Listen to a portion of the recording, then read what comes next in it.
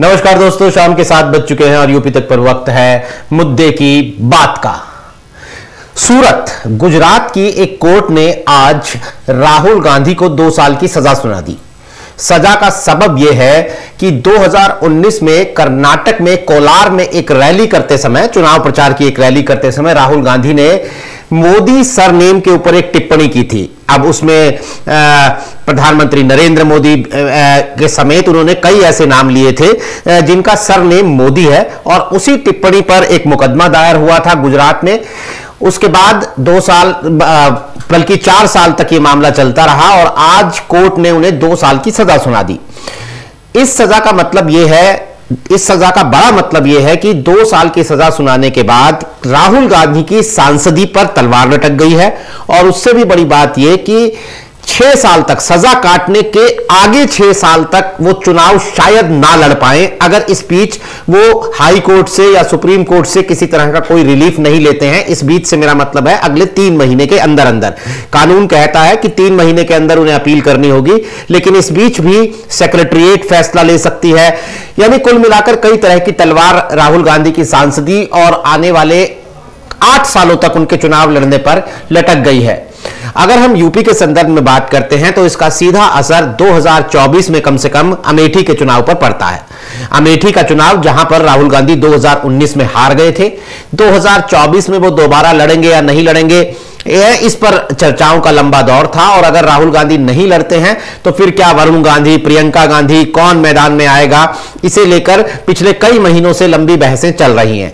तो आज जब सजा हो गई है और एक बाकायदा कानूनी पचड़े में राहुल गांधी फंस गए हैं और इस बात की आशंका पैदा हो गई है कि वो अमेठी से चुनाव ना लड़ पाएंगे, तो फिर अमेठी का ये चुनावी भविष्य 2024 में क्या हो सकता है, इस मसले पर चर्चा करने के लिए हमारे साथ मौजूद हैं वरिष्ठ पत्रकार और राजनीतिक विश्लेषक हेमंत तिवारी जी, लखनऊ से हमारे साथ जुड़े हैं। साथ ही विजय उपाध्याय, जो कि दैनिक भास्कर अखबार के ब्यूरो चीफ हैं उत्तर प्रदेश में, वो भी लखनऊ से हमारे साथ जुड़े हैं। स्टूडियो में मेरे साथ हैं अमीश राय, जो कि यूपीतक.in यानी हमारी जो वेबसाइट है उसके एडिटर हैं। तो सबसे पहला सवाल हेमंत जी आपसे, हम अभी तक अगर मगर लगाकर यह सवाल करते रहे हैं कि क्या राहुल गांधी अमेठी से लड़ेंगे, नहीं लड़ेंगे, वो नहीं लड़ेंगे तो क्या होगा, लेकिन आज उसकी बाकायदा एक वजह है, उन्हें सजा हो गई है और सजा के बाद उनकी सांसदी पर और आगे चुनाव लड़ने के मसले पर तलवार अटक गई है।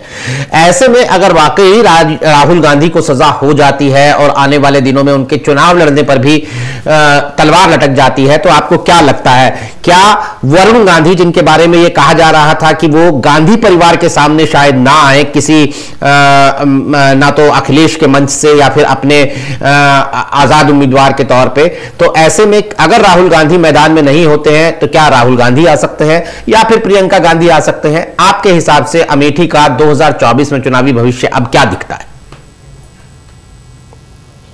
देखिए, राहुल गांधी की सजा के मसले पर अभी भी स्थितियां सब जुडिस हैं।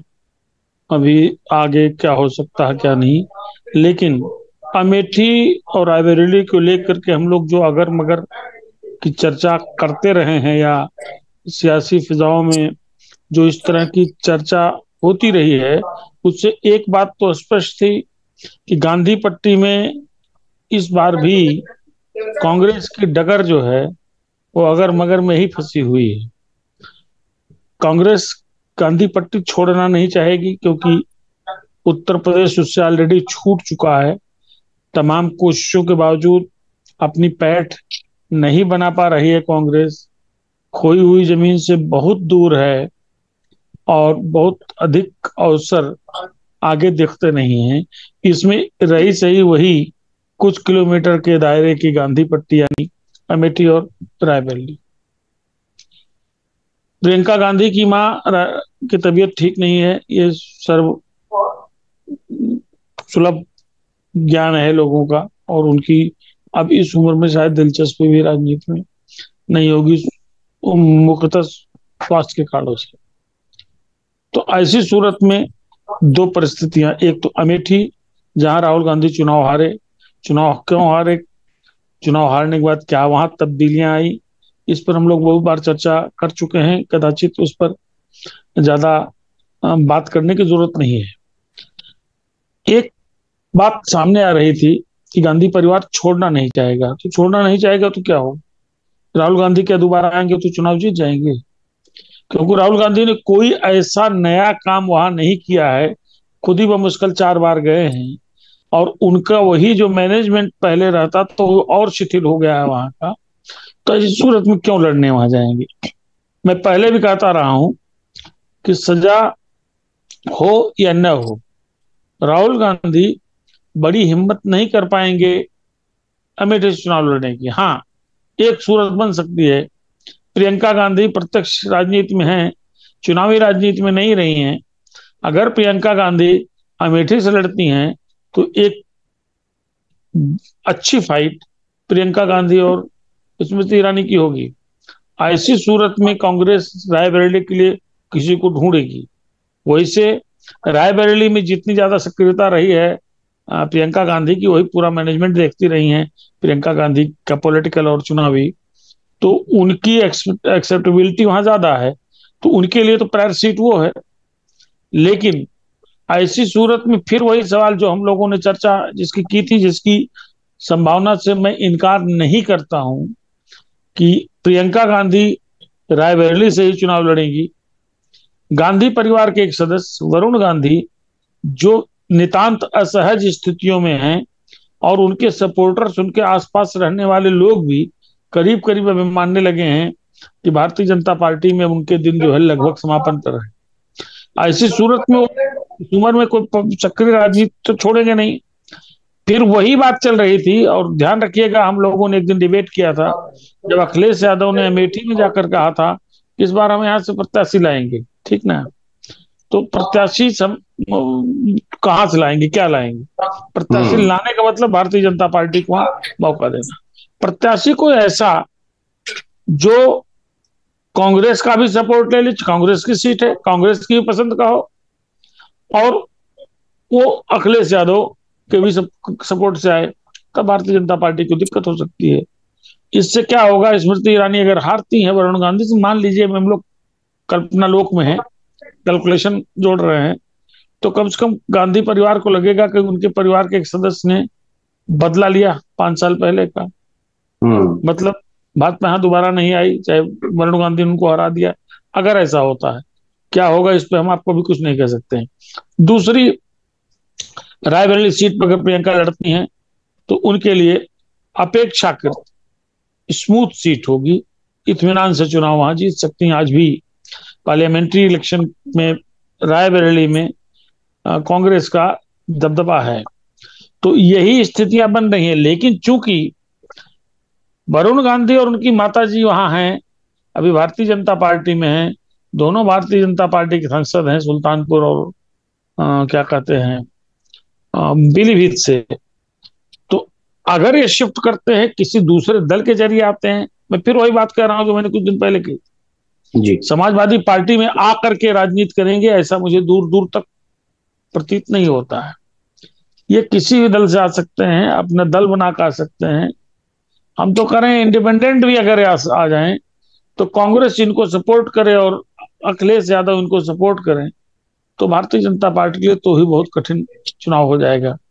ये सारी इक्वेशन सामने, और वही मेनका गांधी बमुश्किल तमाम चुनाव जीती थी, कुछ खास वर्ग के लोगों ने वोट ही नहीं दिया था, कोई शासन से सहयोग न मिलने की भी बातें आई थी, लेकिन एक सतर्क और अच्छे सुल्तानपुर से तो यही आते हैं विजय उपाध्याय, इनकी अपनी कॉन्स्टिट्यूंसी है, सब पूरा समझते हैं, लेकिन सांसद के तौर पर उन्होंने मेहनत काफी की है, जो वहां दिखता है।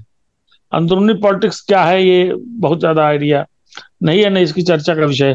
तो अगर किसी कारणवश वो लाइक करती हैं, उनके दिमाग में आता है कि वो सुल्तानपुर से लड़ें, फिर वही जो सहयोग उनको कांग्रेस और समाजवादी पार्टी का वरुण गांधी को अमेठी में मिल सकता है, उसी प्रकार का सहयोग अगर यहाँ उनको मिले तो दोनों लोगों की नैया पार हो सकती है।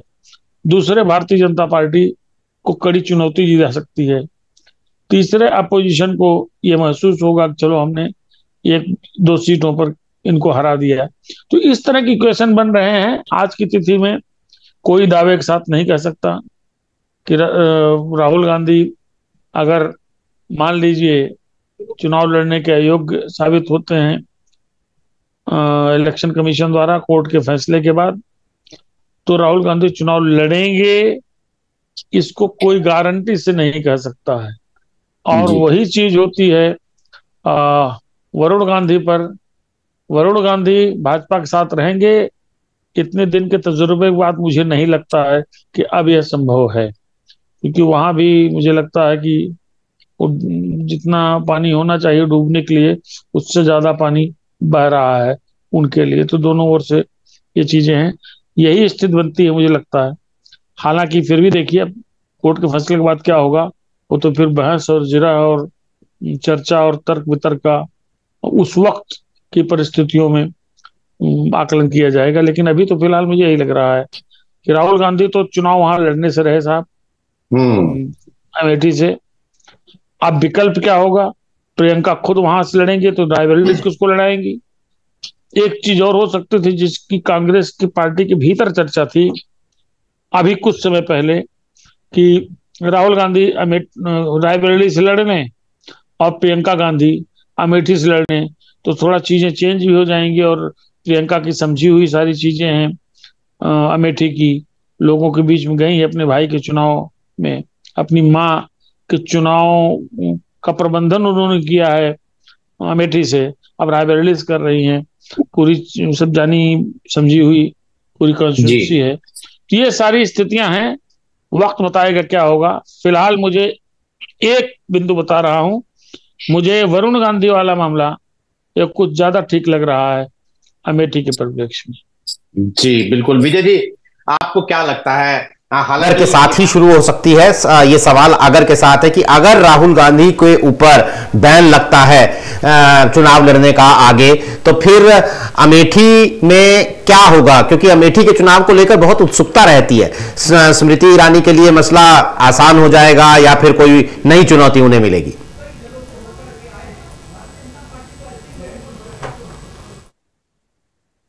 आप म्यूट पर हैं विजय जी, आप म्यूट पर हैं।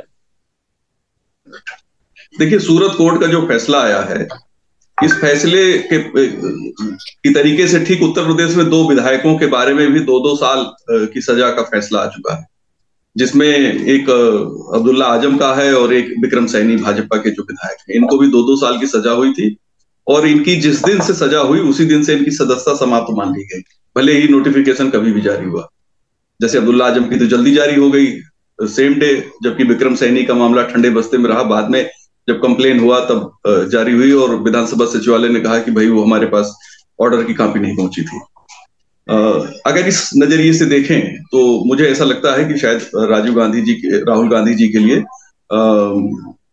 चुनाव लड़ना आसान नहीं है। अब वो सजा अगर हाई कोर्ट स्पंज कर देता है, रद्द कर देता है, तब तो, या सेशन कोर्ट रद्द कर देता है, या सेशन कोर्ट के अलावा हाई कोर्ट या सुप्रीम कोर्ट रद्द कर देता है, तब तो शायद जो 5 साल की या 6 साल का बैन है वो शायद नहीं होगा, चुनाव लड़ने की इनकी स्थिति बन जाएगी। लेकिन इसकी संभावना बहुत कम है, क्योंकि अभी तो ये शुरुआत है और भी सिलसिले हैं। बिहार में और दूसरी जगहों पे भी केसेस हैं मानहानि के, सेम ऐसे केसेस हैं। जी, झारखंड में है, झारखंड में इस तरह के किस तरीके की बाकी अदालत, मुंबई में भी है, भिवंडी में भी है, मुंबई के भिवंडी में भी है जी।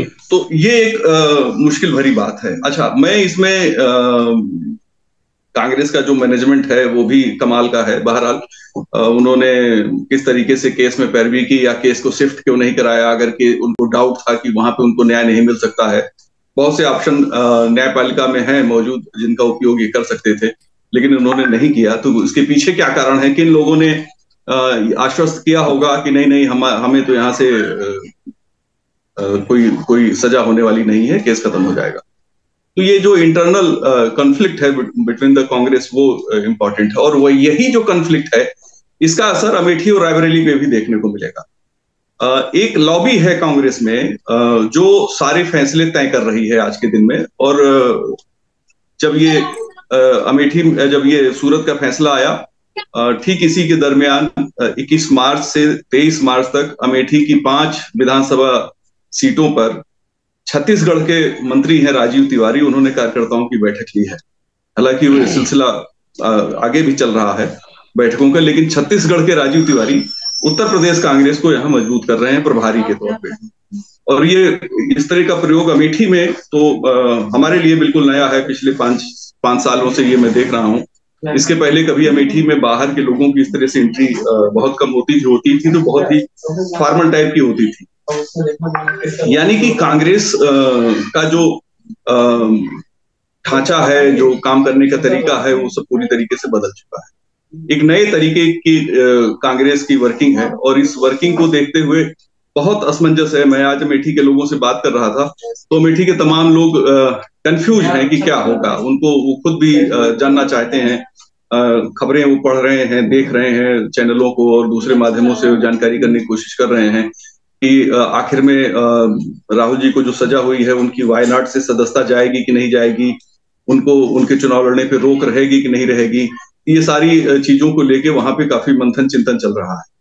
और अगर जो अगर वाली बात आ गई कि ये कंटिन्यू करेगा और इनकी सजा बरकरार रहती है और चुनाव लड़ने पे रोक रहती है तो 24 का चुनाव इनके हाथ से गया।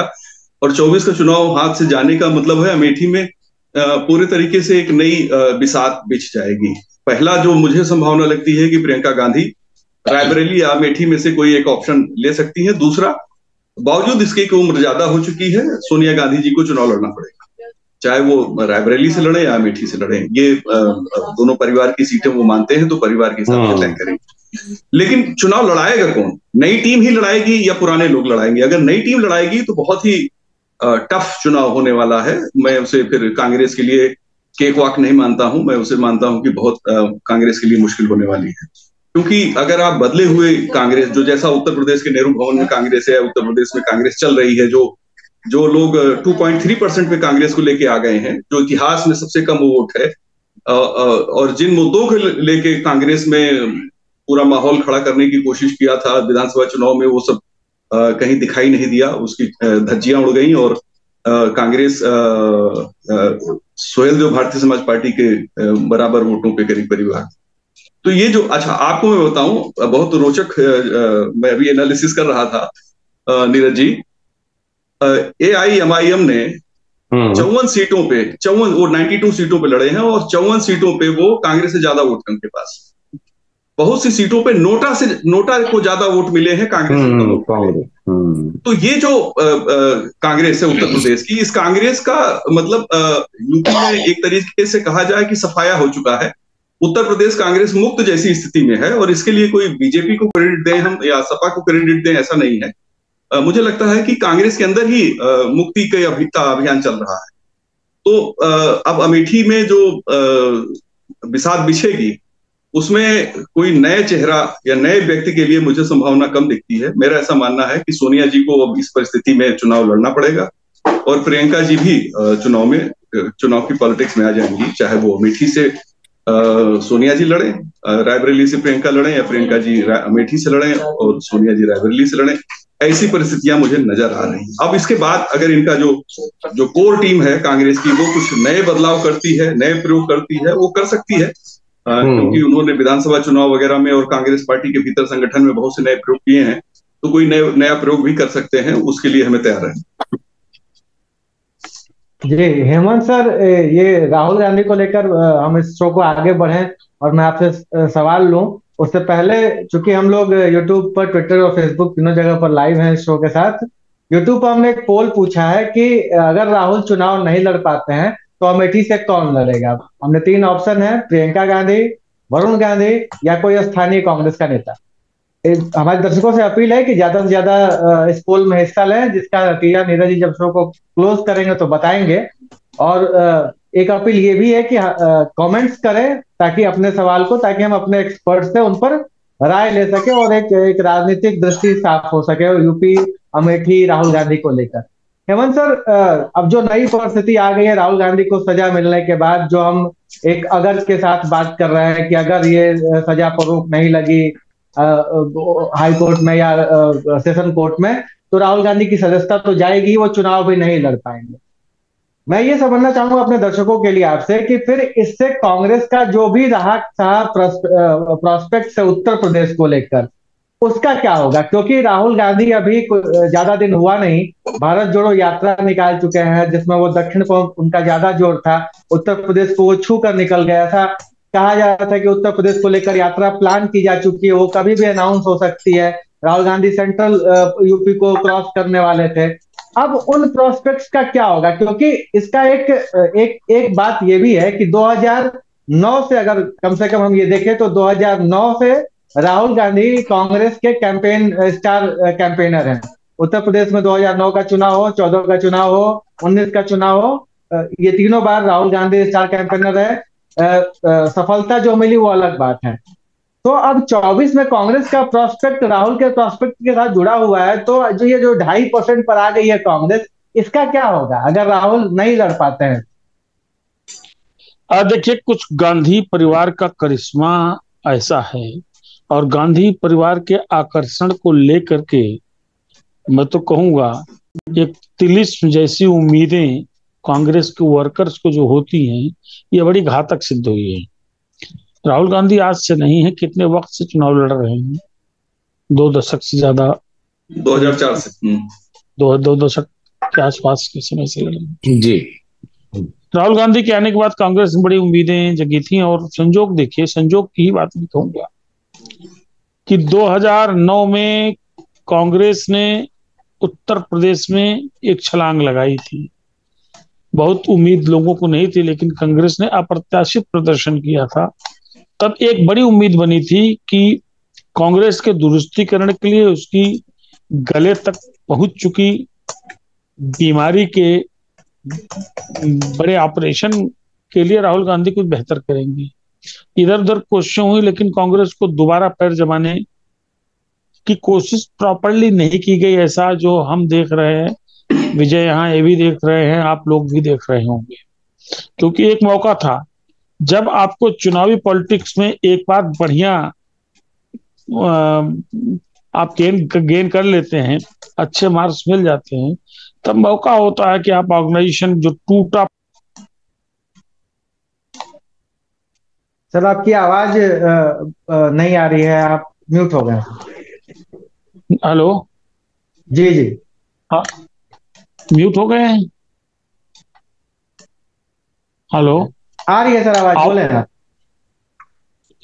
तो ऐसी सूरत में मौका था, राहुल गांधी अपने आप को प्रूव नहीं कर पाए। राहुल गांधी किसी भी पीसीसी अध्यक्ष से ऊपर हमेशा रहे, या आईसीसी अध्यक्ष खुद रहे, या आईसीसी अध्यक्ष अगर वो नहीं रहे, कोई भी रहा, तो राहुल गांधी की हैसियत नंबर 1 पे रही। नंबर 1 की हैसियत रखते हुए राहुल गांधी उत्तर प्रदेश में कांग्रेस, ऐसा थोड़ी था कि पूरे देश में कांग्रेस खत्म हो गई। कांग्रेस तो 2014 तक इस देश में सरकार चलाती रही, तमाम स्टेट्स में कांग्रेस की सरकारें थी, तो कांग्रेस टूटी नहीं थी। उत्तर प्रदेश में जरूर टूटी थी, क्रमशः वो छीण होती गई, और 2009 तक, 2009 के पहले उसकी दशा बड़ी खराब थी। मुझे याद है कि 2009 में, क्यों विजय जी, उस वक्त भी शायद 27 के आसपास एमएलए हुआ करते थे कांग्रेस में। कितने होते थे लगभग? कितने होते? हाँ, 27। ठीक है, तो इतनी बिगड़ी चीजें नहीं थी। एक ऐसा मोड़ था जहां से चीजों को सुधारा जा सकता था।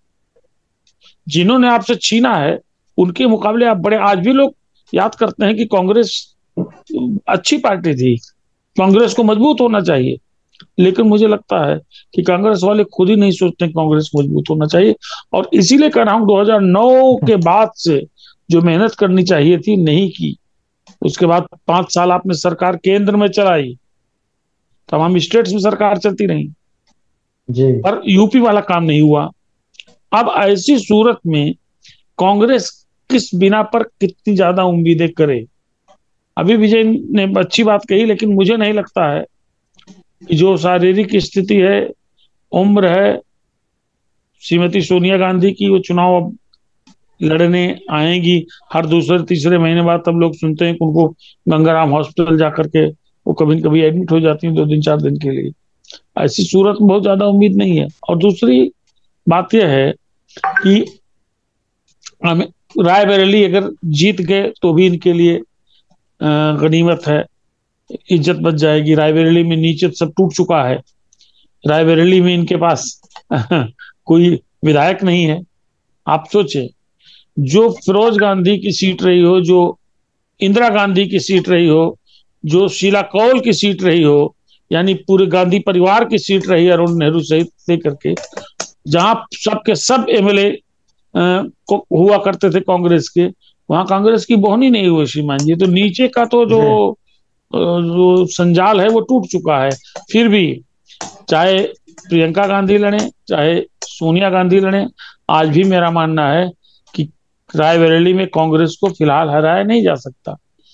अमेठी के बारे में मुझे हमेशा इस बात की आशंका थी, कम से कम 2014 में इस बात की आशंका प्रबल हो गई थी कि 2019 में बड़ा मुश्किल हो जाएगा, बहुत मुश्किल हो जाएगा। 2024 का मार्जिन देखिए, 2014 का मार्जिन 2009 के मुकाबले कम हुआ था। वैसे ही कांग्रेस 9 में के टॉप परफॉर्मेंस के बाद पीछे जाने लगी। तो एक तो पार्टी बहुत बुरी स्थिति में है, सहानुभूति बहुत लोगों को पार्टी से होती है, कांग्रेस 2.5% पे क्यों आ गई, 2 विधायक पे कैसे आ गई, 1 सांसद पे कैसे आ गई। सोचिए 80 में कांग्रेस का 1 सांसद, 403 में कांग्रेस के 2 विधायक, तो पार्टी में बचा क्या है, ऐसी सूरत। और दूसरी चीज, आप जरा अमेठी पे आइए। अमेठी में श्री अखिलेश यादव कह के आए हैं हम यहाँ कैंडिडेट लाएंगे, मतलब या तो कैंडिडेट लाएंगे या कैंडिडेट को बड़ा सपोर्ट करेंगे पीछे से, एक्टिव सपोर्ट। अगर मान लीजिए वो कैंडिडेट लाते हैं और प्रियंका गांधी या राहुल गांधी वहां चुनाव लड़ते हैं, समाजवादी पार्टी का भी कैंडिडेट होता है और इधर भारतीय जनता पार्टी वहां डिफेंडिंग चैंपियन है ही है, तब क्या दशा होगी। अब तक तो समाजवादी पार्टी का सपोर्ट मिलता रहा। तो ये भी थोड़ी सी विपरीत परिस्थितियां हैं। मुझे लग रहा है कि अगर इस तरह के इक्वेशन बनना होगा तो प्रियंका या राहुल, उनको अखिलेश यादव से अंडरस्टैंडिंग बनानी पड़ेगी। जो अंडरस्टैंडिंग वरुण गांधी के बारे में जो कहा जाता है वो ऑलरेडी बना चुके हैं अखिलेश यादव के साथ। तो बार बार वरुण गांधी का जिक्र मैं इसलिए करता हूं क्योंकि ये जो परिस्थितियां इस वक्त हैं, जो मैं देख पा रहा हूं, उसमें इस बात के चांसेस बहुत ज्यादा हैं। बाकी रही कांग्रेस की बात, तो कांग्रेस अब सीट नहीं, उत्तर प्रदेश में सहानुभूति का पात्र बन करके रह गई है और इसके लिए मैं सुनिश्चित रूप से गांधी परिवार को ही मुख्य दोषी मानता हूं। जी विजय सर, मैं यही सवाल थोड़ा सा रिफ्रेम करता हूं आपके लिए। भारतीय राजनीति के कुछ अगर महत्वपूर्ण घटनाक्रम को याद किया जाएगा तो वो भी एक घटना याद की जाएगी कि जब राहुल गांधी एक ऑर्डिनेंस को फाड़ते नजर आ रहे हैं। आज उसी की चर्चा है, आज उसी की चर्चा है कि अगर वो ऑर्डिनेंस पास हो गया होता तो शायद इस बात पर चर्चा ही नहीं हो रही होती कि वो चुनाव लड़ पाएंगे कि नहीं लड़ पाएंगे। बहरहाल, जैसे जो हेमंत सर कह रहे थे कि कांग्रेस वर्कर्स को गांधी के करिश्मे पर ज्यादा भरोसा है और वो उनके लिए घातक साबित हुआ। लेकिन सर, अगर आप उत्तर प्रदेश में 2009 के चुनाव को हम लोग याद करें, या फिर इस सवाल को मैं जरा इस तरीके से लूं कि इसके अलावा उत्तर प्रदेश में कांग्रेस के पास विकल्प क्या है गांधी के चेहरे पर दांव लगाने के अलावा? आज जब राहुल गांधी का चुनावी भविष्य पर अटकलें लग रही हैं, तो उत्तर प्रदेश में फिर कांग्रेस के पास सेकंड दांव क्या है? वो प्रियंका गांधी या सोनिया गांधी पर ही तो बात आके रुक रही है ना।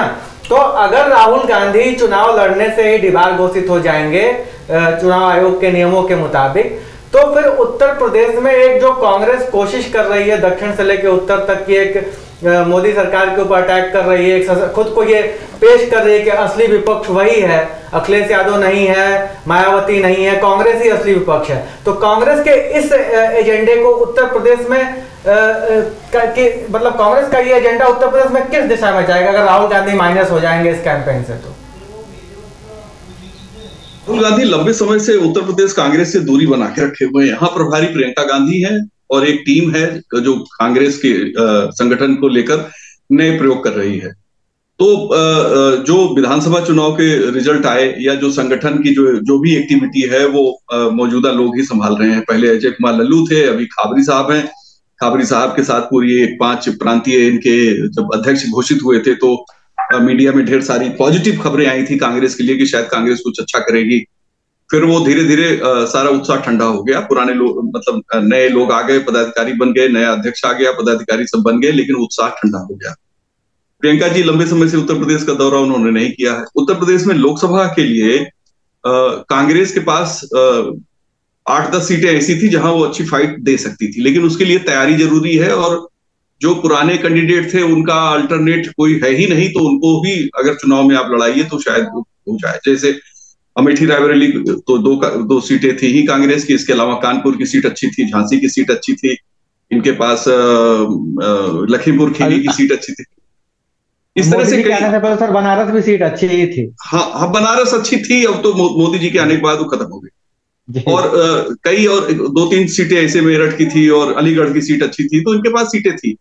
लेकिन यहाँ इस बात की चिंता नहीं है कि हम सीट जीत सके, हमारे जो नेता हैं वो स्टेब्लिश्ड रहे, वो आगे बढ़े, बल्कि यहाँ कोशिश ये है कि पुराने नेताओं को कैसे और ज्यादा कमजोर किया जाए, उनकी जमीन नीचे से हटा दी जाए ताकि वो बिल्कुल ध्वस्त हो जाए। मैं जो देख रहा हूं कि जो हालात अभी हैं, ये विधानसभा चुनाव से बेहतर की स्थिति में नहीं, यानी 2.3% से आगे बढ़ता हुआ वोट बैंक मुझे नहीं दिख रहा है। ऊपर से एक पॉइंट बस ऐड कर दूं, उसके बाद आप इसको और क्लियर। 2017 का जब अब नहीं होगी सर। 2017 का जो विधानसभा चुनाव था सर, वो कांग्रेस के ओल्ड गार्ड लड़ रहे थे उत्तर प्रदेश में। मधुसूदन मिस्त्री उसके पोल कैंपेन के मैनेजर थे, दिग्विजय सिंह टाइप के लोग उत्तर प्रदेश में, मतलब कांग्रेस का ओल्ड गार्ड उतरा था 2017 के विधानसभा चुनाव में। और स्थिति यह थी कि 1 महीने पहले तक गठबंधन स्पष्ट नहीं था, तो ओल्ड गार्ड भी तो कुछ इतना तिलिस्म तो स्थापित कर नहीं पा रहा था। सर वो मधुसूदन मिस्त्री कांग्रेस के ओल्ड गार्ड नहीं थे, भाजपा के ओल्ड गार्ड है, और वो गुजरात से यहाँ भेजे गए थे। एक्चुअली कांग्रेस को तबाह करने में उत्तर प्रदेश की कांग्रेस को तबाह करने में मधुसूदन मिस्त्री का भी बहुत बड़ा योगदान है। उन्होंने भी उत्तर प्रदेश कांग्रेस को ठीक से तबाह किया, क्योंकि उनको होता क्या है यहाँ कांग्रेस में, दिल्ली से लोग आके बैठते थे और उनकी जो चटिया होती है, जो कोर टीम होती है, वही सारी चीजें तय कर देती है। उनको पता ही नहीं होता ग्राउंड लेवल पे कौन कहाँ ठीक काम कर रहा है। मैं आपको बताऊं कि जिस समय पीके कांग्रेस कैंपेन के लिए तैयारी कर रहे थे, और उस समय राजीव संदेश यात्रा निकली हुई थी हर विधानसभा क्षेत्र में, और पीके का ही आइडिया था कि राजीव संदेश यात्रा निकालिए, वो खाट सभाएं भी हो रही थी उधर। तो गांव में लोग अप्रोच कर रहे थे और ठीक ठाक उत्साह था। हम लोगों को ऐसा लग रहा था कि कांग्रेस उभरेगी और शायद उसकी सीटें बढ़ेंगी, 40-50 तक भी हो सकती है, हम लोगों को ऐसी उम्मीद थी। लेकिन उसको ध्वस्त कर दिया गया। कैसे कि वो अलायंस हुआ, अलायंस में भी पता नहीं लगा कि कौन लड़ेगा कौन नहीं लड़ेगा, और अंतिम समय तक फिर सपा बसपा मिलकर नीचे ध्वस्त हो गए। इसके पहले 2012 के चुनाव में भी बहुत अच्छा माहौल था। उस समय तो लग रहा था 125 सीटें जीत जाएंगे, क्योंकि बेनी प्रसाद वर्मा वगैरह थे उस समय, तमाम और नेता कांग्रेस के थे। लेकिन जब चुनाव के मतदान के दिन नजदीक आए तो उसमें बाटला हाउस ले आए सलमान खुर्शीद और दिग्विजय सिंह। बाटला हाउस और मुस्लिम रिजर्वेशन ले आए थे वो लोग कि हम 4% रिजर्वेशन देंगे। इस दोनों चीजों ने कांग्रेस को, जहां उनके लोग जीत भी रहे थे, वो हार गए, मतलब इनका बंटाधार हो गया। ये कोई नई बात नहीं कांग्रेस का है। क्या इसका कारण क्या है? मैं एक जर्नलिस्ट नाते जो समझता हूं कि उत्तर प्रदेश के कांग्रेस के लोग हर जिले के, जवाहरलाल नेहरू के जमाने से हर जिले में नेहरू जी से जुड़े हुए लोग थे, और 4, 6, 10 लोग ऐसे होते थे जो पार्टी का काम करते थे और नेहरू जी के साथ कम्युनिकेशन था।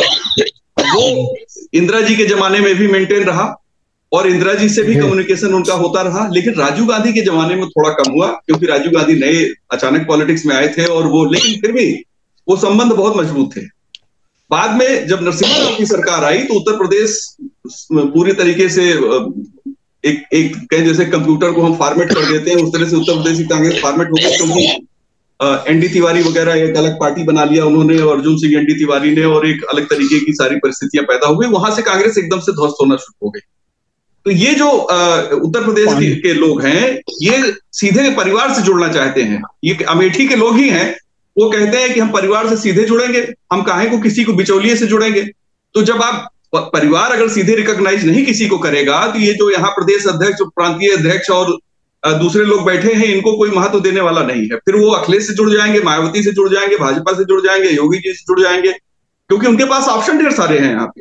दूसरा, अगर जिस व्यक्ति से आप जुड़ते हैं वो आपको कितना प्रोटेक्ट करता है, यानी कि जो कैंडिडेचर है, जैसे अच्छी नौकरी के लिए आपको अच्छे आदमी की तलाश बहुत मुश्किल है, वैसे उत्तर प्रदेश में अच्छे जो कैंडिडेट हैं, चाहे वो विधानसभा के हों चाहे लोकसभा के हों, उनका ढूंढना या उनको टिकट देना पार्टियों के लिए बहुत टफ काम होता है, क्योंकि अच्छे कैंडिडेट का बहुत अभाव है। तो कांग्रेस कैंडिडेट की समस्या से भी जूझ रही है, कांग्रेस अपने संगठन के स्ट्रक्चर से भी जूझ रही है, आइडियोलॉजी को भी लेकर जूझ रही है, क्योंकि कोई किस परिस्थिति में जो मध्य मार्ग कांग्रेस का होता है वो तो अब दिखता नहीं है। पार्टी का एक्टिविटी बड़ी जीरो है, मीडिया के साथ इनके रिलेशन बहुत खराब हैं। कम से कम उत्तर प्रदेश के कहीं से भी कोई चीज अभी कोई कार्यक्रम ये करते हैं वहां पे भी कोई पॉजिटिव खबरें बाहर नहीं आ पाती हैं, क्योंकि उन लोगों का जो काम करने का तरीका है बड़ा एरिस्टोक्रेटिक है। अभी आज के दिन मैं ये बता रहा हूं कि छत्तीसगढ़ के मंत्री हैं राजू तिवारी, वो पिछले 21 मार्च से अमेठी के 5 विधानसभा क्षेत्र में बैठक कर रहे थे। मैंने आज जब लोगों से पता किया तो मुझे आज पता लगा, क्योंकि 3 दिन से बैठकें चल रही है, किसी को मालूम नहीं। यानी अमेठी में पॉलिटिकल एक्टिविटी चल रही है कांग्रेस की, लेकिन किसी को पता ही नहीं है। तो जब किसी को पता नहीं होगी तो बात वैसी ही होगी जैसे गुजरात चुनाव के बारे में कहा जा रहा था कि कांग्रेस गांव में साइलेंट वर्क कर रही है और रिजल्ट दिखाई देगा। और बहुत दिन तक हम लोग कंफ्यूजन में थे कि कितना डीप वर्क इन्होंने किया है कि हवा ही बाहर नहीं आई, किसी जानकारी नहीं मिली। तो ऐसे ही उत्तर प्रदेश में है। तो अब जहां तक अमेठी की बात है, देखिए इसपे परिवार इसको छोड़ेगा नहीं। वरुण जी की बात तिवारी जी कह रहे हैं, मैं भी पहले ऐसा मानता था कि वरुण जी अमेठी से लड़ सकते हैं, लेकिन वरुण जी का कांग्रेस में एंट्री शायद अगर लास्ट मोमेंट में कर ले तो कर ले, अभी तक कोई संकेत नहीं दिख रहे हैं। अच्छा, अब एक परिस्थिति ये देखिए कि अगर राहुल गांधी की सजा बरकरार रहती है, वायनाड से सदस्यता चली जाती है और वो एक तरीके से चुनाव लड़ने से दूर हो जाएंगे, तो ऑप्शन क्या होगा कांग्रेस के पास? कांग्रेस के पास ऑप्शन होगा प्रियंका गांधी का। और जो प्रियंका की टीम है, प्रियंका जी की, वो यूपी कांग्रेस को अच्छे से संभाल रही है। और वो टीम चूंकि काम कर रही, तो वही टीम तय करेगी कि वरुण आएंगे कि नहीं आएंगे। और ये टीम इस टीम का अपना काम करने का तरीका बिल्कुल डिफरेंट है। ये अलग तरीके के लोग हैं, इसमें ज्यादातर जेएनयू के एक्स प्रेसिडेंट हैं या जेएनयू के एसएफआई वगैरह के लोग हैं। इस तरह के लोग हैं जो यहाँ यूपी में एक रिहाई मंच हुआ करता था, उसके लोग हैं। तो ये जो टीम है ये नए तरीके से सोच रही है, नए तरीके से काम कर रही है। हो सकता है लॉन्ग टर्म में ये प्रयोग इनका सफल हो जाए, लेकिन वरुण की अमेठी में मौजूदगी मुझे तभी दिखती है जब सोनिया जी चुनाव न लड़े। अच्छा, इनके पास और भी ऑप्शन है, ऐसा नहीं है कि ऑप्शन की कमी है। हो सकता है उत्तर प्रदेश में प्रियंका जी के निजी सचिव हैं संदीप सिंह, वो अमेठी से लड़ जाए। कोई आश्चर्य नहीं होगा अगर इस तरह की स्थितियां हो जाएं, क्योंकि वहां यूथ वहां की एक्टिविटी में काफी इनका रोल है।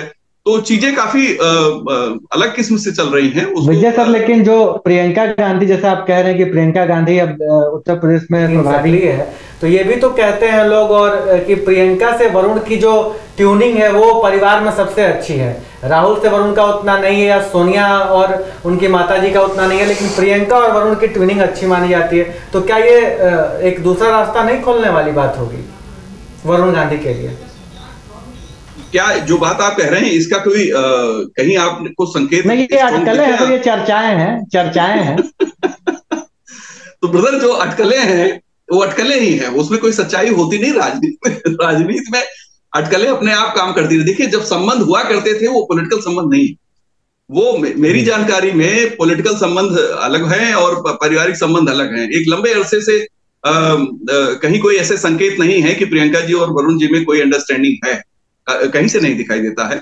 और अगर कहीं से दिखाई दिया होता तो शायद वो कहीं दिखता। अब आप देखिए, अखिलेश जी ने जो कहा है कि हम चुनाव लड़ाएंगे, उस पर भी मैं छोटी टिप्पणी कर देना चाहता हूं। अमेठी में विधानसभा भले समाजवादी पार्टी जीती रही, वो आज से नहीं जीत रही है, बहुत लंबे समय से जीत रही है, लेकिन लोकसभा में अमेठी के लोग सपा को वोट नहीं देते रहे हैं। सपा ने लड़ाया है अमेठी में चुनाव, 98 में लड़ाया है, 99 में लड़ाया है, 99 में शायद नहीं लड़ाया था, लेकिन नहीं लड़ाया, 96 में लड़ाया, 96 और 98 में लड़ाया। और 1,15,000, 90,000, 46,000 इस तरह से वोट मिलते रहे वहां। तो इनके पास कोई कैंडिडेट भी नहीं है। हाँ, ऐसा अच्छा, क्या वरुण गांधी सपा के प्लेटफॉर्म से अमेठी लड़ सकते हैं? मैं इस संभावना को बिल्कुल नहीं देखता, क्योंकि अमेठी तो कांग्रेस छोड़ेगी नहीं। मतलब चाहे प्रियंका सोनिया में से कोई ना कोई एक रहेगा ही रहेगा। वो समाजवादी पार्टी के जरिए वरुण गांधी को अमेठी से चुनाव परिवार बिल्कुल नहीं लड़ने देगा, ये संभव ही नहीं है। तो मुझे ऐसा नहीं लगता है। हाँ, अगर सपा और कांग्रेस का तालमेल हो जाए, जिसकी संभावना 0 है, तब शायद ये संभव है कि अगर भाई ठीक है सपा से हम नहीं टिकट देंगे, लेकिन उस पर 100 सवाल खड़े हो जाएंगे और कांग्रेस और सपा दोनों को जवाब देना मुश्किल हो जाएगा कि वरुण गांधी परिवार की, इंदिरा जी के परिवार से हैं और वो सपा से लड़ रहे हैं, तो चीजें बहुत बदल जाएंगी। उसका ये भी एक अटकल की तरीके से ही चीजें चल रही हैं, क्योंकि वरुण कहीं ओपन है नहीं, वो अपनी बात कह नहीं रहे हैं, और बल्कि एक्सपोर्ट वाले मामले को लेकर ही माना गया है कि वरुण ने अपना स्टैंड राहुल गांधी से अलग और बीजेपी के समर्थन में दिखाया है कि भाई हम सरकार के खिलाफ नहीं बोलेंगे, अटकलों के हिसाब से। लेकिन चीजें बहुत ज्यादा कॉम्प्लिकेटेड हैं। अब ये आगे चल के थोड़ा साफ हो। अच्छा, एक ऐसी पार्टी जो एक धरातल पे पड़ी हो, उसकी शरीर में हरकत होगी, तो लोग सोचेंगे कि क्या करेगा, दाहिने करवट लेगा या बाएं करवट लेगा, ये समझना भी बड़ा मुश्किल है। जहां तक बात इसकी है, तो मेरा जो मानना है कि प्रियंका और सोनिया जी रायबरेली और अमेठी में से दोनों ही लड़ेंगी। उम्र ठीक है, समस्याएं हैं, लेकिन सीट भी इंपॉर्टेंट है उनके लिए, और पार्टी को मजबूत करने के लिए मैसेज देना भी जरूरी है, और उससे एक सिंपैथी भी मिलेगी कि देखिए हमारे बेटे को चुनाव नहीं लड़ने दिया और मुझे चुनाव लड़ना पड़ रहा है। तो एक इसका एक इमोशनल सेंटिमेंटल जो है बेनिफिट भी कांग्रेस को। जी, हालांकि विजय जी ने, हेमंत जी आपसे ये सवाल है, हालांकि विजय जी ने तो संभावना 0 लेकिन कुछ अटकलें ये भी, लेकिन एक स्कूल ये भी सोचता है कि अमेठी रायबरेली से अपना कैंडिडेट उतारने की बात कहकर दरअसल अखिलेश यादव कांग्रेस पर एक प्रेशर पॉलिटिक्स कर रहे हैं कि आने वाले दिनों में अगर कोई गठबंधन करना पड़े तो कांग्रेस के लिए अमेठी रायबरेली छोड़ दें और फिर ज्यादा सीटें मांगने की स्थिति में कांग्रेस ना रहे।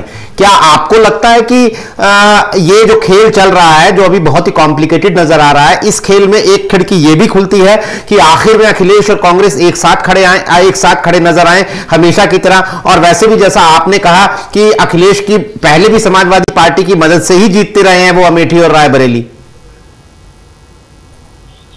देखिए नीरज जी, एक अलग विषय यहाँ आता है। विषय अलग यह है कि अखिलेश यादव को पता है कि कांग्रेस की हैसियत क्या है उत्तर प्रदेश में।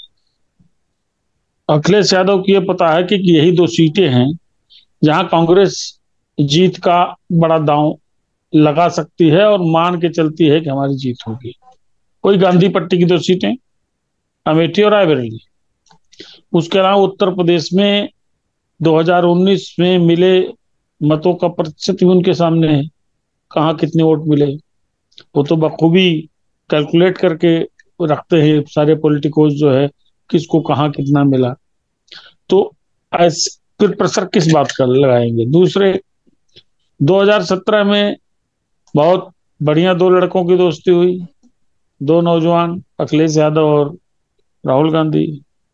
परिणाम बहुत ही बुरे आए, बहुत ही बुरे नहीं बल्कि डिसास्टरस रहे, जो न तो अखिलेश ने कभी सपने में सोचा था और न कांग्रेस ने सोचा था। बुरी दशा में आ गए। मेरे ख्याल में 7 विधायक तक कांग्रेस आ गई। 7 और 47 का 7 और 47 का ये जो 2 नौजवानों का जोड़ा जो 7 और 47 तक सिमट गया। तो यह प्रयोग हो चुका है, यह प्रयोग असफल है, और अखिलेश यादव को पता है कि कांग्रेस से समझौता करने में उसको कोई किसी प्रकार का कहीं कोई लाभ नहीं है। बजाय लाभ के हानि इस बात की है कि बड़ा दल कांग्रेस से राष्ट्रीय दल है, तो उसको कुछ ज्यादा सीटें कुछ ज्यादा से मतलब कि उसकी जो हैसियत ओरिजिनल है उस हैसियत से ज्यादा सीटें उसको देनी पड़ेंगी। और कांग्रेस भी ऐसी पार्टी, भले कोई सीट मिले नहीं मिले, अब वो 2 सीटों पर 2 सीटों और 2 और 78 या 2 75 या 2 69 का समझौता तो करेगी नहीं करेगी भाई। और कौन शामिल होगा? वेस्टर्न यूपी से जयंत चौधरी, ईस्टर्न यूपी में भी कुछ तय नहीं है, छोटे मोटे पार्टियों से उनका वो बन रहा है। ऐसी सूरत में मुझे ये नजर आता है कि अखिलेश से पसंद नहीं करेंगे। दूसरी चीज, मैंने एक बात कही, देखिए कि जरूरी थोड़ी कि वरुण गांधी समाजवादी पार्टी से चुनाव लड़े या समाजवादी पार्टी या कांग्रेस उनको चुनाव लड़ाए। भाई कांग्रेस को इस बात से थोड़ा सा उसको सांत्वना जरूर मिलेगी, वो खुश होगी कि चलो वरुण गांधी की लड़ाया, वरुण गांधी कामयाब हो गए यहां से। मैंने कभी नहीं कहा कि वरुण गांधी कांग्रेस में आके चुनाव लड़ेंगे, और अगर वरुण गांधी कांग्रेस में आके चुनाव लड़ते हैं तो वरुण गांधी और अखिलेश यादव का निजवत ऐसा संबंध है, एक अलग किस्म की बॉन्डिंग है दो नौजवानों की। तो ऐसी सूरत में तो अखिलेश यादव फिर वही रवैया अपनाएंगे जो उन्होंने पिछले कई चुनाव में अपनाया है, यानी कांग्रेस कैंडिडेट को सपोर्ट किया है। यही परिस्थिति बन रही है। लेकिन असलियत है कि कांग्रेस की जो दुर्दशा हुई है हाल के सालों में, गांधी परिवार के नेतृत्व के बावजूद, नेतृत्व से मेरा मतलब खाली आईसीसी का प्रेसिडेंट होना नहीं कि उनका नेतृत्व चल रहा है, यूपीसीसी को दुरुस्त करने के लिए जो भी कवायद शुरू हुई, कुछ वक्त उसका जिम्मा राहुल गांधी को रहा, उसके बाद प्रियंका गांधी के पास है, फिर भी पार्टी परफॉर्म नहीं कर पा रही है। तो मेरे को तो लगता है कि कांग्रेस अकेले चुनाव लड़ेगी, समाजवादी पार्टी कांग्रेस से कोई समझौता नहीं करेगी।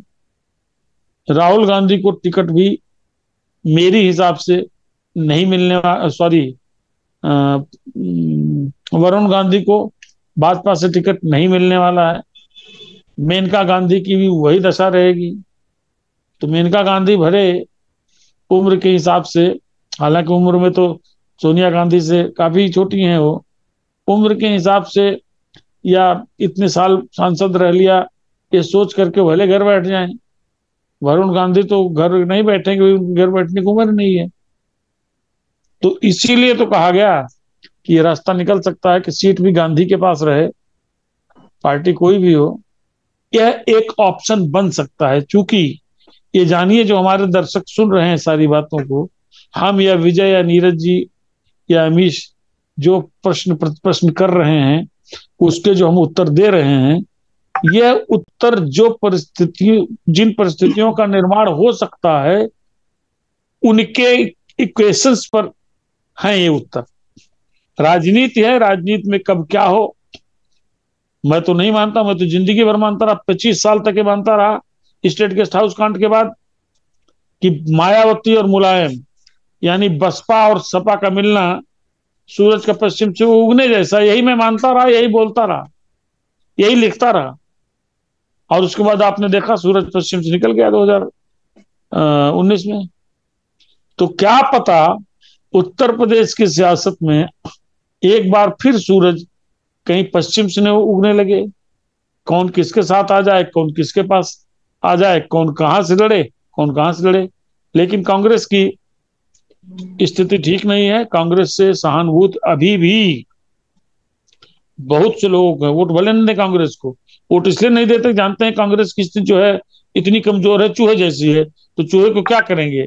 एक वही कहा जाता है हमारे यहाँ पूर्वांचल मसल है कि मुंह अगर मोटाएगा तो लोढ़ाई तो होगा, मतलब मुंह मोटाए। इसको अमित शाह बेहतर बता सकते हैं, गाजीपुर के लोग इसको ज्यादा अच्छा समझते हैं कि मतलब कांग्रेस को अगर वोट दे भी दें, बहुत से ऐसे उनके चाहने वाले हैं, तो क्या होगा, वो कहां वो चैंपियन हो जाए।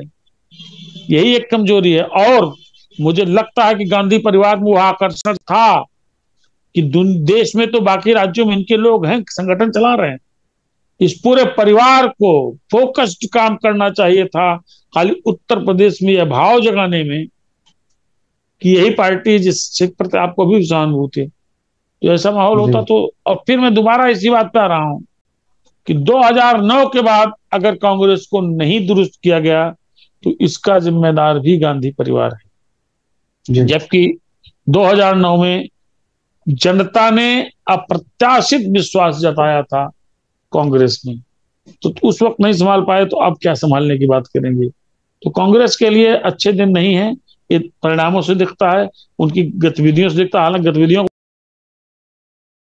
बारे में अगर बात करें तो प्रियंका गांधी ने उत्तर प्रदेश में अपना जिम्मा संभालने के बाद बहुत गतिशीलता के साथ कार्य किया था, और एक वक्त तो ऐसा लगता था कि उत्तर प्रदेश में अपोजिशन में कांग्रेस ही है, क्योंकि अखिलेश बाबू नहीं कहीं निकलते नहीं थे, ज्यादा एक्टिव नहीं होते थे, तो कांग्रेस ने काम किया। लेकिन अभी जनता में विश्वास पाने के लिए वही स्थिति, जैसे आपने एक बार बड़ा बहुत ज्यादा प्रदर्शन कर दिया, किसी इशू को लेकर के बड़ा घेराव कर दिया, सरकार को चौकन्ना कर दिया, तो उस सिलसिले को जारी रखने की जरूरत होती है।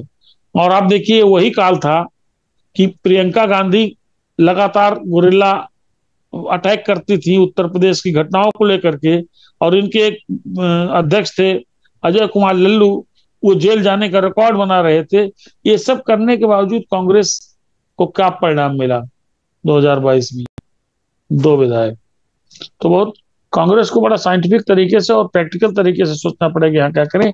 और इसमें कोई शक नहीं कि बहुत दिनों बाद अमेठी और रायबरेली में कौन लड़े, किसको लड़ाया जाए, इस तरह का सवाल उठा है। मुझे लगता है कि यह सवाल सन 77 में भी नहीं था और 77 के बाद कभी नहीं हुआ कि अमेठी और रायबरेली में किसको लड़ाया जाए, और ये भी कभी नहीं हुआ मुझे लगता है कि बल्कि जब 77 में चुनाव हुए, दोनों सीटें हार गई कांग्रेस, स्वर्गीय संजय गांधी और इंदिरा गांधी की, उसके बाद जो चुनाव हुए तो असेंबली में भी सुपड़ा साफ हो जाएगा, ये भी स्थिति नहीं देखी थी कांग्रेस ने।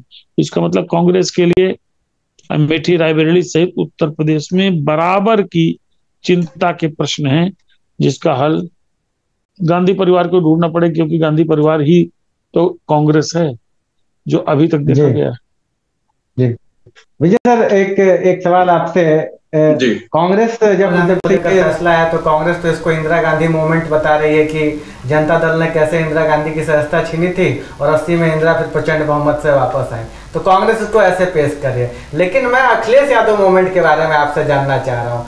अखिलेश जो 2024 के चुनाव में उत्तर प्रदेश में कम से कम ये संदेश देना चाहते हैं कि वही मोदी जी के खिलाफ ड्राइविंग सीट पर वही हैं, ताकि विपक्ष के वोटों का बिखराव न हो। तो राहुल गांधी के साथ जब इस तरह की संभावनाएं बन रही हैं कि वो हो सकता है सांसदी तो गंवाएं ही, चुनाव भी न लड़ पाए, तो क्या अखिलेश की इस संभावनाओं को और बल मिल रहा है? क्योंकि फिर उनको चैलेंजर तो कोई होगा नहीं। मायावती तो वैसे भी वो पहले ही साफ कर चुकी हैं कि वो इस विपक्षी एकता का उनसे कोई लेना देना नहीं, वो अकेले जाएंगी। तो क्या अखिलेश, जो आप बार बार अपनी बातों में कहते रहते हैं कि विपक्षी वोटों का चेहरा बनने की जो सबसे संभावना है वो अभी तक समाजवादी पार्टी में थी, तो क्या ये संभावना और प्रबल हो जाती है राहुल गांधी के इस मूवमेंट के बाद?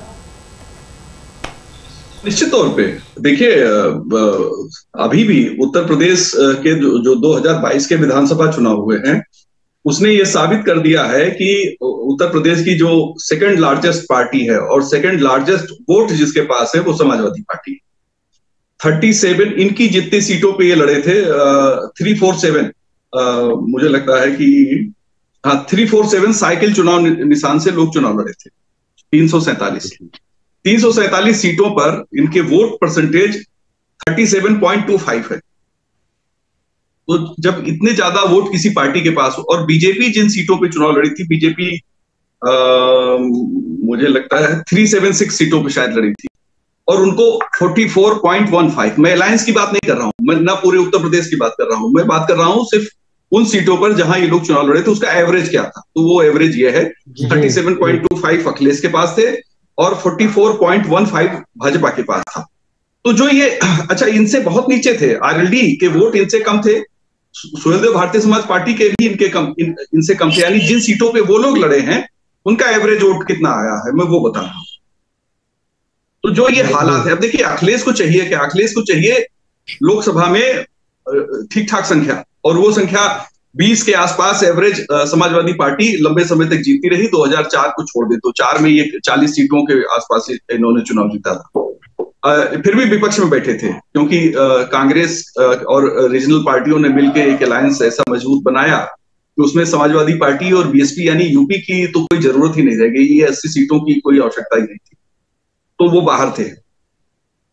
अखिलेश चाहते हैं कि फिर से वो सुनहरे दिन वापस आए और हम लोकसभा में कम से कम मेरा अनुमान है कि पार्टी ऐसा सोचती होगी कि 20 सीटें हमारी लोकसभा में कम से कम होनी चाहिए। देखिए 2019 में सपा बसपा अलायंस ने 15 सीटें जीती, लेकिन 10 सीटें तो बहन जी के पास चली गई, और जो अच्छी सीटें थी वो बसपा के कोटे में गई थी, और जो संघर्ष वाली सीटें थी वो सपा ने लिया था। सपा को ये उम्मीद थी कि इस अलायंस के जरिए हम चमत्कार करेंगे और फिर से हम एक बड़े वोट के साथ लोकसभा चुनाव जीत जाएंगे। लेकिन ये मोदी का एरा है, ये बीजेपी में अन्य नेताओं का जमाना आप छोड़ दीजिए, ये पुराने जमाने की न बीजेपी है न पुराने जमाने की राजनीति है।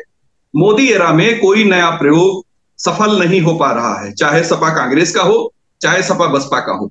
लेकिन मोदी एरा में ही जहां पार्टियां आमने सामने की लड़ाई हो रही है अलायंस के बगैर, जैसे आप राजस्थान देख लें, मध्य प्रदेश देख लें, छत्तीसगढ़ देख लें, वेस्ट बंगाल देख लें, बिहार देख लें, आमने सामने की जहां बीजेपी के साथ लड़ाई है वहां पे बीजेपी हार भी रही है। दिल्ली देख लीजिए।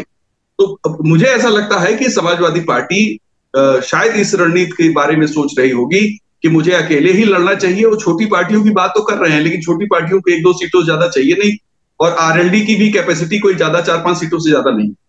तो एक ऐसी पार्टी जो विधानसभा में 3-4-7 सीटों पे चुनाव लड़े और उसका वोट परसेंटेज, अपना वोट परसेंटेज यूपी के हिसाब से तो कम होगा, लेकिन इन सीटों के हिसाब से 37.25 होगा, तो ये बहुत इंपॉर्टेंट है। और ये किसी के साथ ये अलायंस करने इनको गरज नहीं है। जिनको अपना वोट परसेंटेज बढ़ाना हो वो अब इनके साथ होंगे। ये बात ऐसी स्थितियां क्यों है? मैं कई बार यहां कह चुका हूं कि उत्तर प्रदेश में वोटरों ने अपना अपना अलायंस बना लिया है। एक अलायंस है बीजेपी के साथ, एक अलायंस है बीजेपी के खिलाफ। जो बीजेपी के खिलाफ है वो उसी के साथ जाना चाहता है जो मजबूत हो, यानी ज्यादातर लोग जिसके साथ खड़े। अब पार्टियां नहीं तय कर पा रही हैं क्योंकि पार्टियों में क्राउड पुलर लोग है ही नहीं। आप सोचते हैं कि हम सोशल मीडिया के जरिए मैनेज करेंगे तो बीजेपी कड़ी टक्कर देती है, और अब वहां पे अपोजिशन भी कड़ी टक्कर बीजेपी को देता है। लेकिन जो पब्लिक आपको सुनना चाहती, पब्लिक आपको जो पसंद करना चाहती, वो नेता कहाँ है? उन नेताओं का उत्तर प्रदेश में पूरी तरीके से अभाव है। आप देखिए, अखिलेश यादव हैं, मायावती हैं और योगी जी हैं, और इसके बाद बीजेपी के 1-2 नेताओं को और कह लीजिए जो स्टेट लीडरशिप है। उसमें नेशनल लीडरशिप की बात मैं नहीं कर रहा हूं, क्योंकि मोदी जी भी उत्तर प्रदेश से मेंबर ऑफ पार्लियामेंट है, राजनाथ जी भी यहीं से, मैं उनकी बात नहीं कर रहा हूं। लेकिन क्राउड पुलर नेताओं की जो तादाद है वो किस पार्टी में कितनी है, वोटों की जातीय जो अलायंस है वो किस पार्टी में किस तरीके से है, ये सारी चीजें, मतलब आप कोई एक पॉइंट लेकर ये डिस्क्राइब नहीं कर सकते हैं कि ये रिजल्ट आएगा। अब तो आपको सारे पहलू को सोचना पड़ेगा, जोड़ना पड़ेगा, उसमें से घटाना भी पड़ेगा, क्योंकि क्रिया की प्रतिक्रिया, न्यूटन का थर्ड लॉ भी उत्तर प्रदेश में लगता है कि अगर कोई एक कम्युनिटी किसी पार्टी के साथ चली गई तो एक रिएक्शन भी क्रिएट हो जाता है कि भाई ये 100% वहां जा रहे हैं तो हमारा क्या काम, हम वहां चलते हैं। इस तरह की भी चीजें हैं। यूपी बहुत कॉम्प्लिकेटेड है और बीजेपी यहाँ एक स्ट्रांग प्लेटफॉर्म पे अपने को स्टैंड किए हुए है। सब लोग बीजेपी से ही लड़ रहे हैं और उसमें जो ज्यादा मजबूती से लड़ता दिखाई देगा और बीजेपी के खिलाफ वाले वोट उसी के साथ। बिल्कुल।